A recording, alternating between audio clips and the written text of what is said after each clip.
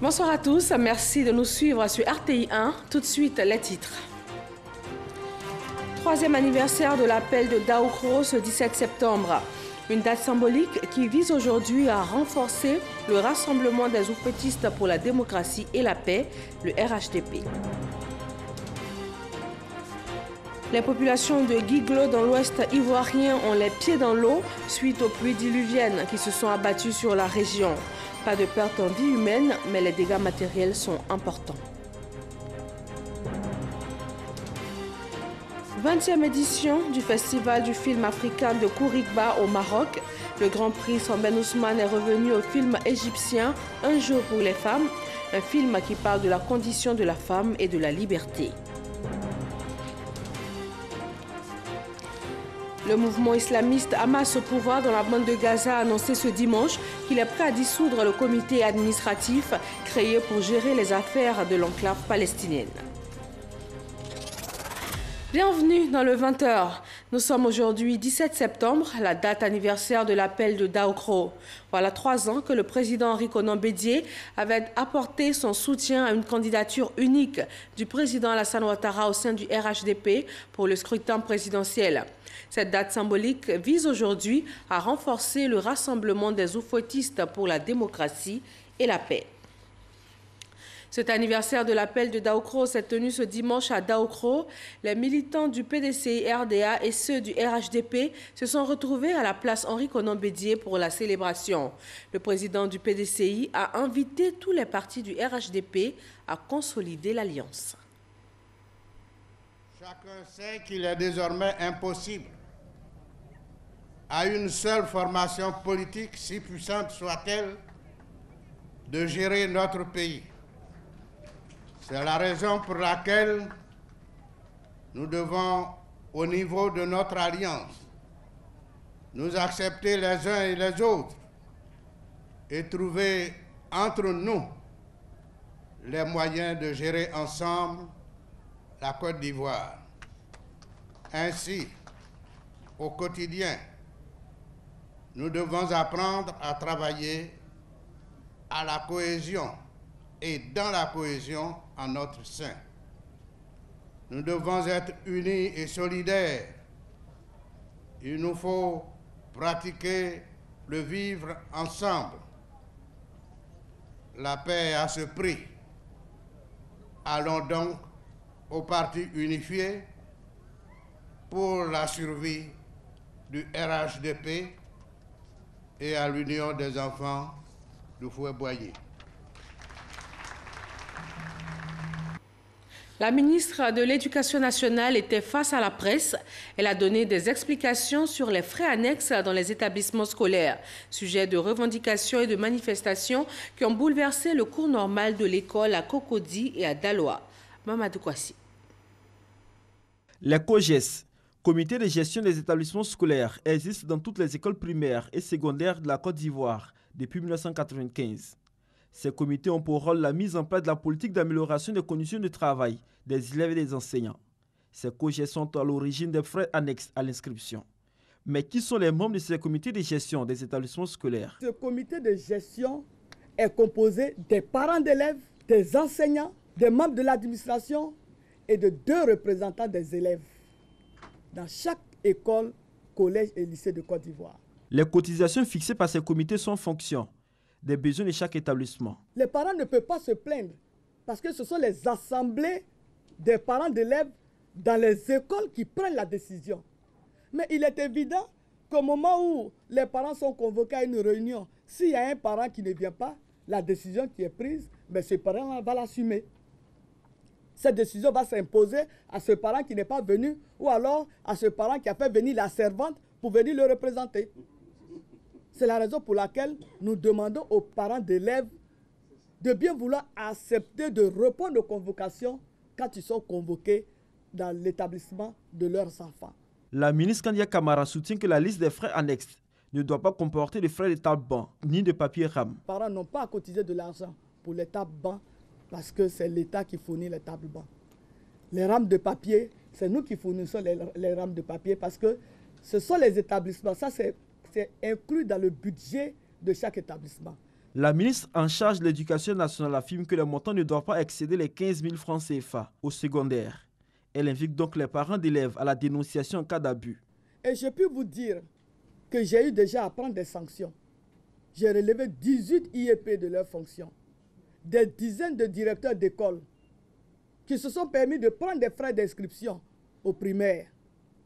Donc chaque fois qu'on nous a signalé un abus, quand c'est vérifié, j'ai toujours pris des sanctions. Donc c'est ce que je demande aux Ivoiriens. Des dispositions qui devraient ramener le calme dans l'environnement scolaire afin de ne pas compromettre les dates d'examen en fin d'année scolaire. Vivement que le point de ces cotisations soit fait à la fin de l'année scolaire et aussi qu'elles contribuent à l'amélioration des résultats en fin d'année. Les populations de Guiglo, dans l'ouest ivoirien, ont les pieds dans l'eau suite aux pluies diluviennes qui se sont abattues sur la région. Pas de perte en vie humaine, mais les dégâts matériels restent importants. Kwadjo Kwame. Guiglo sous les eaux, particulièrement les quartiers résidentiels et Nikla. Le comité départemental de lutte contre les épidémies et les risques sanitaires, composé de chefs de services administratifs et parapublics en conclave.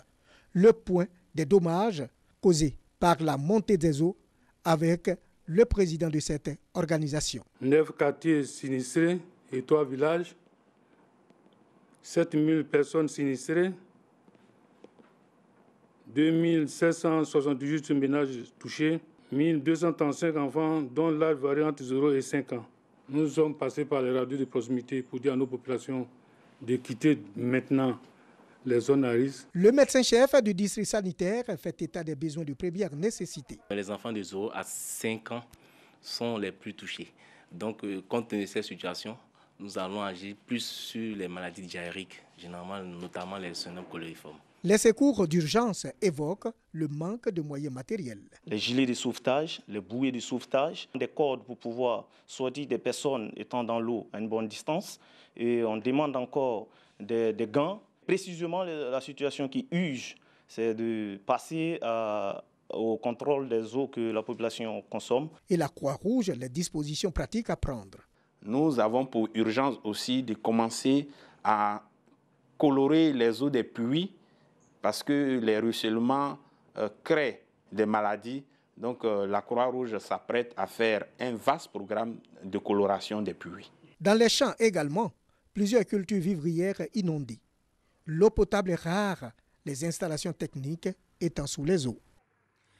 La Marine nationale française renforce les capacités opérationnelles des marins ivoiriens. Des exercices de sécurisation de l'espace maritime ont été initiés dans les eaux ivoiriennes, des opportunités de développer et renforcer les structures de sécurisation maritime des marines riveraines du golfe de Guinée. Abou Sanogo. Un navire de pêche français navigue au large de côtes ivoiriennes. Son équipage découvre un feu à bord qui se propage rapidement à partir de l'atelier à poissons. Le personnel de bord ne parvient pas à le contenir. Il lance alors un appel de détresse. Cet appel est reçu par le patrouilleur Sekongo de la Marine nationale ivoirienne qui navigue dans la zone. Les marins ivoiriens s'équipent en pompiers lourds et rejoignent le Dixmude, le bateau de pêche en embarcation rapide. Ils prennent alors le sinistre à leur charge. Pendant l'opération, ils portent secours à un blessé qui sera vite évacué dans un centre de santé. Ceci est une simulation. Et ces exercices au profit des marines africaines du golfe de Guinée visent à les entraîner sur des cas concrets de sûreté et de sécurisation de leur espace maritime et de parfaire la coordination des centres opérationnels et des unités navales placées sous leur commandement. Après cette simulation de navires civils en feu, on a pu voir une bonne liaison entre les centres de commandement à terre et on a pu voir aussi lors d'exercices Nemo précédents que la marine ivoirienne va maintenant développer toutes les capacités dans ce que nous on appelle le domaine de l'action de l'État en mer, donc très varié. Pleinement satisfait de la coopération qu'on peut avoir avec la marine ivoirienne dans ce domaine-là. C'est des exercices que nous faisons aux côtés de nos partenaires internationaux qui sont plus aguerris que nous, qui nous apportent quand même leur expérience, qui nous aident à mieux vraiment nous entraîner. Ça permet de constater que nous avons besoin d'accroître nos capacités en termes d'équipement. Baptisé Africa Nemo, L'exercice s'inscrit dans la continuité du sommet de Yaoundé de 2013, au cours duquel les États de la communauté économique d'Afrique centrale et d'Afrique de l'Ouest se sont engagés à renforcer leur coopération dans le domaine de la lutte contre la piraterie maritime dans le golfe de Guinée. Dans le volet économie à Grand Bassam, on parle de gestion des contentieux dans les marchés publics. 150 acteurs du secteur ont été formés afin de gérer au mieux les fonds mis à la disposition de la Côte d'Ivoire par la France dans le cadre du C22, le contrat de désendettement et de développement. Alvarassa. Dans ce groupe 2, nous avons 5 recalés qui ont eu à eux 5 la note de 8 sur 20. La rigueur était donc au rendez-vous lors de cette formation des acteurs du contrat de désendettement et de développement CD2 sur les contentieux dans le marché public. Formation effectuée par des experts de la NRNP, de la DMP, de la CAC et de l'AFD. Les marchés publics étant liés au bien-être des populations, la bonne gouvernance doit être au rendez-vous et cela passe selon eux par la connaissance des textes qui les régissent. Les marchés publics sont une matière très pratique. Quand le message passe, ça se ressent sur le terrain en termes de sérénité des procédures. Quand ça ne passe pas, les procédures s'enlisent, les fonds n'arrivent pas à être absorbés. Quand on prévoit construire une école pour le mois de la rentrée en septembre, l'école est terminée en décembre de telle sorte que les enfants ne peuvent plus l'utiliser.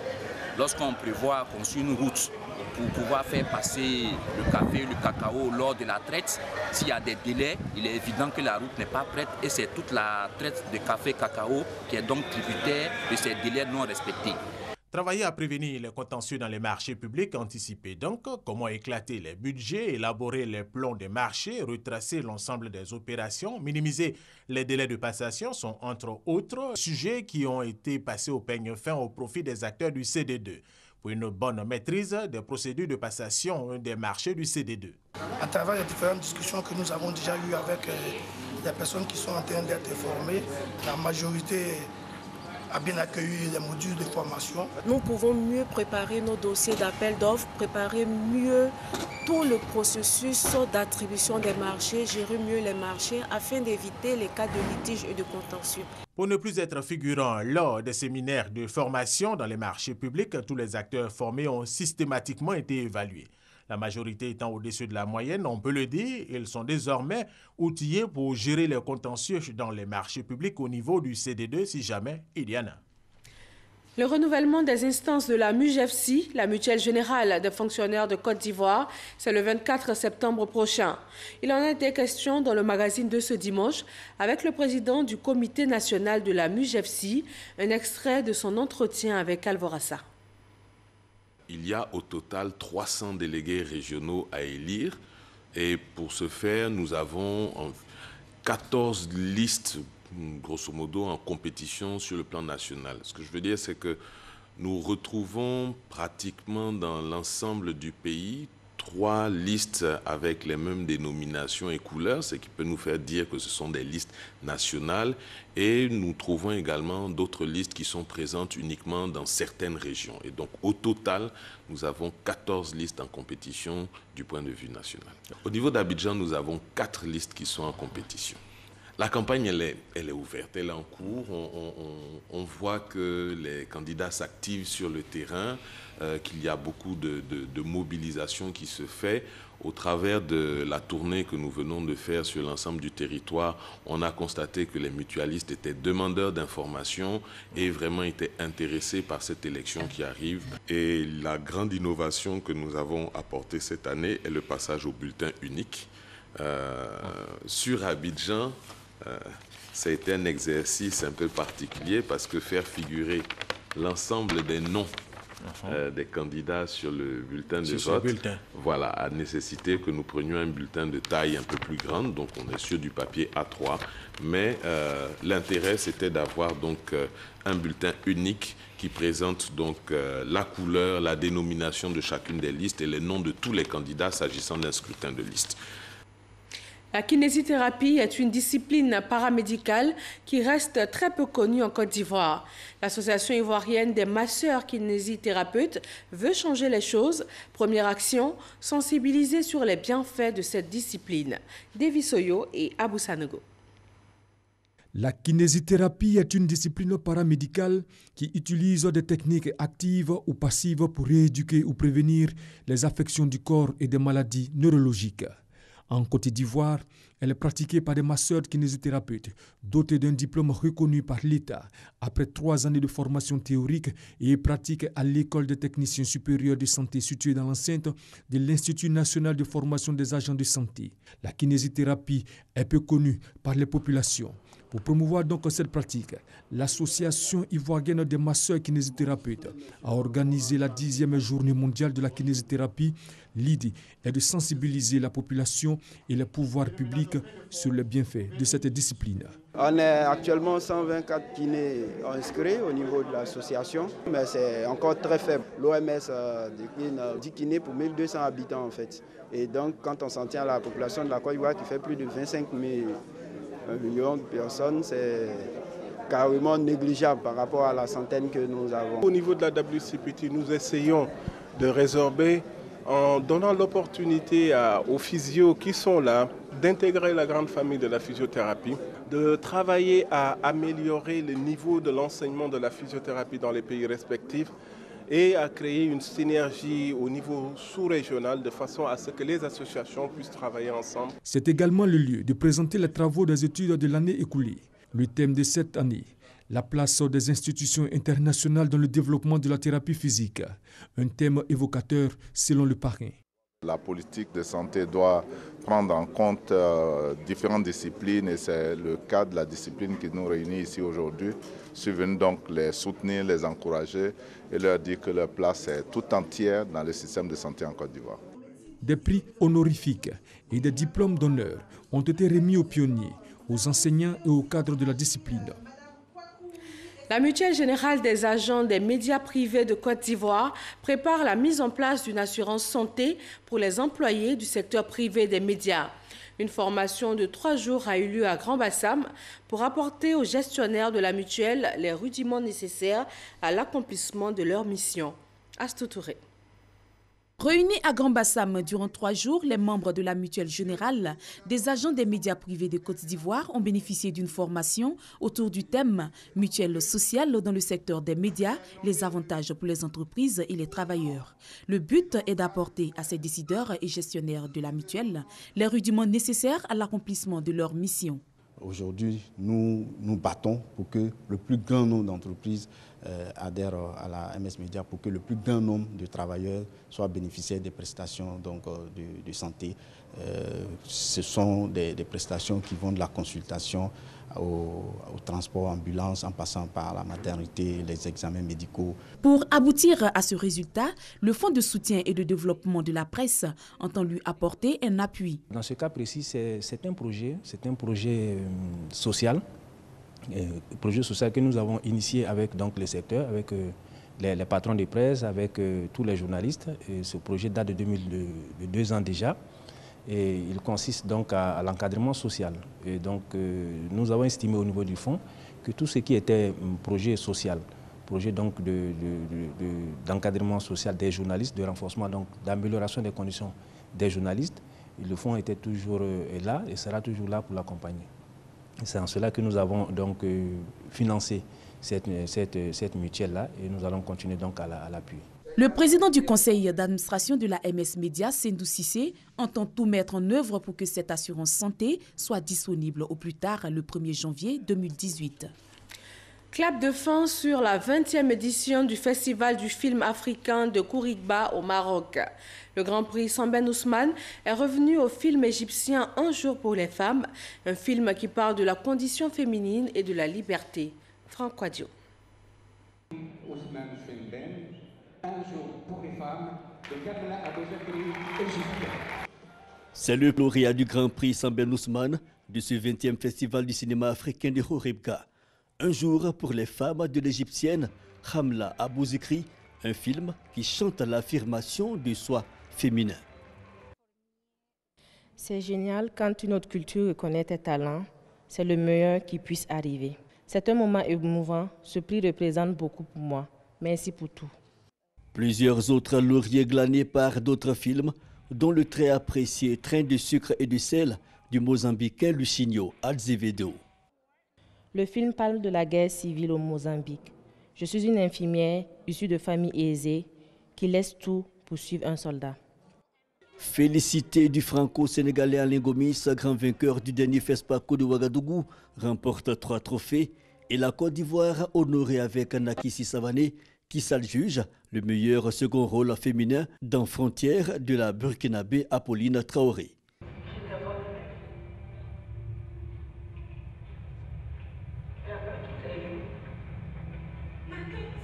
15 films à l'affiche et une sélection Don Quichotte, un festival qui aura tenu ses promesses, l'Afrique désireuse de se parler à elle-même. La compétition s'est très bien passée, les débats qui ont eu lieu étaient très forts. Je pense que le thème de cette année, l'identité africaine, il y a eu des interventions très brillantes. J'ai eu des entretiens très fructueux pour la Guinée et des gens qui vont venir nous aider à former nos jeunes, à faire des masterclass. C'est aussi, disons, l'occasion pour nous, n'est-ce pas, de nous remettre en cause et de nous projeter vers l'avenir. Le cinéma africain en convergence durant ces 9 jours et un focus fait sur le 7e art rwandais, invité d'honneur.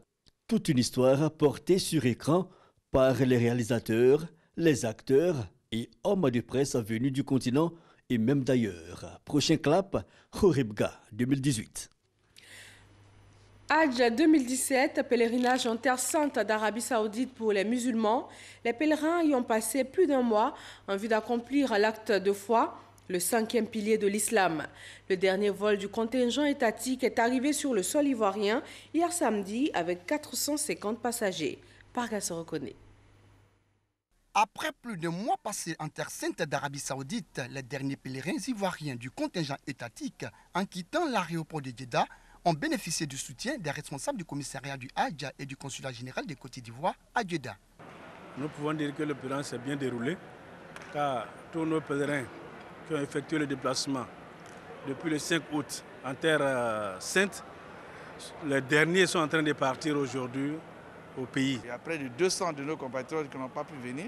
Eh bien, les mesures qui ont été prises par le gouvernement pour n'est-ce pas, répondre à leurs frustrations, nous y adhérons, nous pensons que ce sont les bonnes mesures. Mais il faut aller, n'est-ce pas, de l'avant. Il faut prendre d'autres mesures pour que l'année à venir, nous ne connaissions plus les mêmes difficultés. Après 6 heures de vol, c'est aux environs de 8h15 heure d'Abidjan que l'avion transportant les 450 pèlerins a atterri à l'aéroport international Félix Houphouët-Boigny d'Abidjan. Ils se disent heureux d'avoir accompli avec succès leur devoir sacré. C'est un acte que j'ai aimé. Même si ça a refait, je vais le faire, il n'y a même pas de problème. Je suis plus que satisfait. Certes, aucune œuvre humaine n'est parfaite, mais vraiment chapeau à l'organisation. Des pèlerins accueillis à leur descente d'avion par le directeur général des cultes, les parents, les proches et amis. Nous sommes très heureux parce que, voyez-vous, déplacer quand même plus de 5000 personnes pour aller rencontrer des coreligionnaires à près de 3 millions de personnes et revenir sains et saufs sans faire trop de bobos, c'est un motif de satisfaction. Pour les responsables de la Direction générale des cultes, le commissariat du Hajj et le consulat général de Côte d'Ivoire à Jeddah, les préparatifs du Hajj 2018 vont débuter dans les tout prochains jours. Après toutes les formalités à l'aéroport international Félix Houphouët-Boigny d'Abidjan, les pèlerins du contingent étatique se disent fiers d'avoir accompli avec succès leur devoir sacré. Ils ont été accueillis à la grande mosquée de la Riviera Golfe par les parents, les amis et les proches. Assouba des rentrées, une recollection communautaire initiée par la communauté catholique mère du Divin Amour au sanctuaire Notre-Dame des Victoires d'Assouba. Un rassemblement dans le cadre des rentrées scolaires et universitaires. Astou Touré. Ce samedi 16 septembre 2017, le sanctuaire Notre-Dame des Victoires d'Assouba a drainé du monde. Les fidèles catholiques venus de plusieurs communes d'Abidjan et même de l'intérieur du pays ont participé à la grande messe communautaire dénommée Assouba des rentrées. Ce pèlerinage, organisé par la communauté catholique mère du Divin Amour, a permis aux fidèles catholiques de fédérer toutes les prières afin qu'elles passent sous le regard bienveillant de Dieu par l'intercession de la Vierge Marie. Cette récollection, c'était pour magnifier le Seigneur à travers sa mère. Elle qui a dit « Le Tout-Puissant a fait pour moi des merveilles ». Donc le message central, c'était de montrer qu'en tant que chrétiens, en tant que saints croyants, nous devons toujours magnifier Dieu pour ce qu'il fait. Présents sur les lieux très tôt le matin, les fidèles disent être reconnaissants envers Dieu pour ses bienfaits. C'est surtout un moment de recueillement. Depuis 7 heures, je suis là. Je suis venue me recueillir un peu pour cette nouvelle année, pour confier toute l'année scolaire à Dieu, les enfants, la famille, l'école, les élèves. C'est toujours bien de se retrouver pour prier, surtout quand la Vierge est là. C'est toujours bien de venir se recueillir au pied de la Vierge. Yvette Nyamke, présidente du ministère catholique d'évangélisation des femmes, a dans son message invité les fidèles à la louange. Luc chapitre 1er, verset 46, où la Vierge Marie dit « Mon âme exalte le Seigneur, exulte mon esprit en Dieu mon Sauveur ». C'est un appel à la louange, à l'action de grâce, pour les merveilles que Dieu accomplit chaque jour dans nos vies. Mais surtout, une action de grâce qui s'inscrit dans un cadre particulier. En général, c'est facile pour nous de dire merci au Seigneur pour les choses qu'il a faites. Mais c'est une louange et une action de grâce pour une chose que Dieu n'a pas encore faite, qu'on n'a pas encore vu se réaliser. C'est une clé de bénédiction, c'est une clé qui déclenche le miracle. Autre temps fort de ce grand rassemblement, l'investiture du frère berger Robert Manawa. Ça répond à un parcours. J'ai commencé depuis l'année 94, 1900, jusqu'à aujourd'hui. Alors, comme il y a un responsable, il a discerné d'abord en moi une grâce particulière. Alors, déjà l'année dernière, il y a eu la première étape qui était l'investiture en tant que ministre laïque. Et aujourd'hui, c'est la confirmation dans la grâce et dans le charisme au sein de cette communauté. Et je veux seulement rendre grâce à Dieu parce que, étant indigne, le Seigneur lui-même l'a dit, ce n'est pas vous qui m'avez choisi, mais c'est moi qui vous ai choisi, établi, afin que vous alliez et que vous portiez du fruit. Assouba 2017 a été pour les fidèles catholiques un grand moment de fraternité, de rassemblement, de partage, mais surtout de prière. En sport, la finale de la 8e édition de la Coupe nationale senior de Maracana. Une vingtaine d'équipes d'Abidjan et de l'intérieur du pays ont participé. C'est l'équipe Oweri de Yopougon qui s'est imposée lors de la finale 4-1 face à l'U2M d'Adzopé.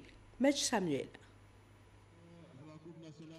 Après 4 années de tentatives infructueuses, Oweri Maracana Club finit par obtenir son premier trophée en 2017 à l'issue de la finale de la Coupe nationale à Bengourou 2017. 8 équipes ont participé au premier tour qui constitue l'étape des quarts de finale. AMC Korogo, Oweri Maracana Club, MKO de Jacquesville et U2M Adzopé se sont qualifiés brillamment pour les demi-finales. La rencontre AMC Korogo Oweri MC s'est terminée au tir au but. Oweri s'impose 6-5. Adzopé pour sa part a eu raison de Jacquesville 3-0. Oweri Maracana Club U2M Adzopé constituait une belle. Cette fois, Oweri a montré de meilleures intentions. Score final 4 pour Oweri, 1 pour U2M Adzopé. Oweri détrône ainsi l'équipe des Amis du 16e de Yopougon, vainqueur de la Coupe nationale en 2016. Le 7 sur 7, l'actualité internationale vous propose de faire une incursion dans le monde en commençant par les manifestations en Espagne, précisément en Catalogne et en France. Également en Afrique avec les inondations au Niger qui ont causé la mort de 50 personnes. Au Moyen-Orient, c'est l'heure de la réconciliation entre le Hamas et le Fatah en Palestine. Sidonie Davila.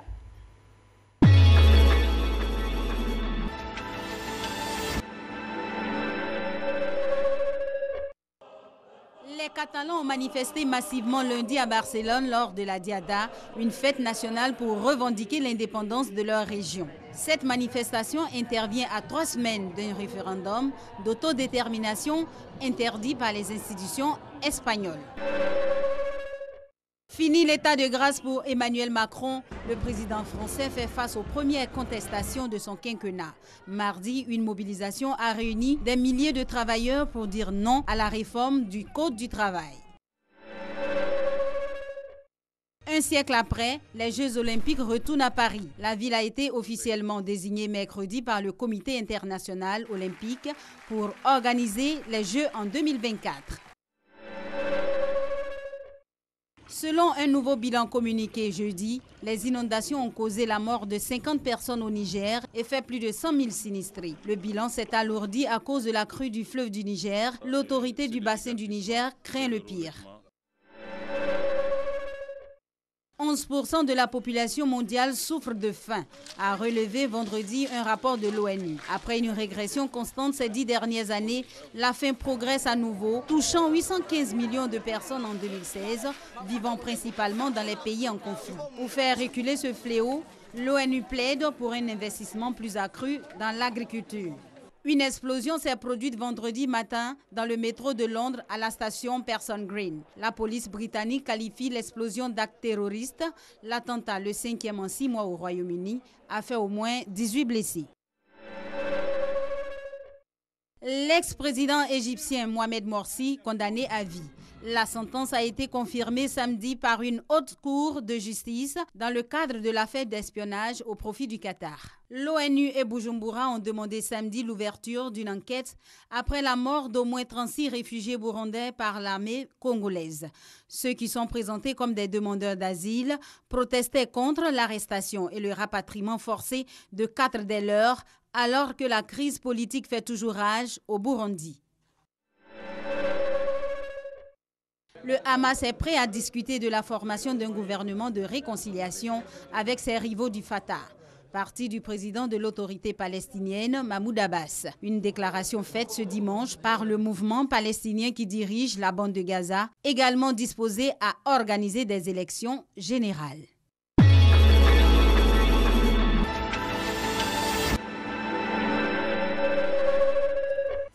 Et voilà pour ce 20h. Merci de votre attention. Excellente fin de soirée à tous sur RTI 1 et très bonne reprise demain lundi.